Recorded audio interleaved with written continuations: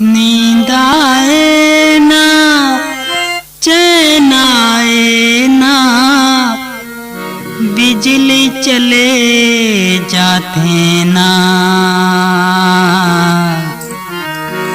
पसीना बहा जाते ना। नींद आए ना चैन आए ना, बिजली चले जाते ना, पसीना बहा जाते ना।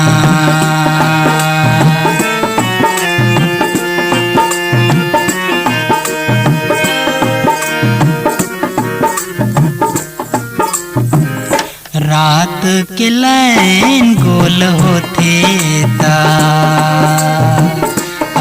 बड़ गुस्सा लागथे। दिन के लाइन गोल होते ता, बड़ गुस्सा नी लागे।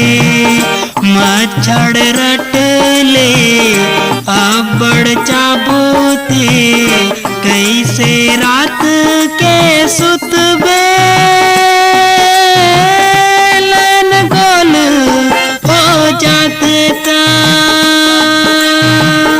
लाइन हाथे तब बने लागते।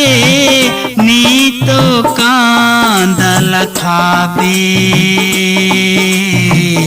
लाइन गोल जब होते था।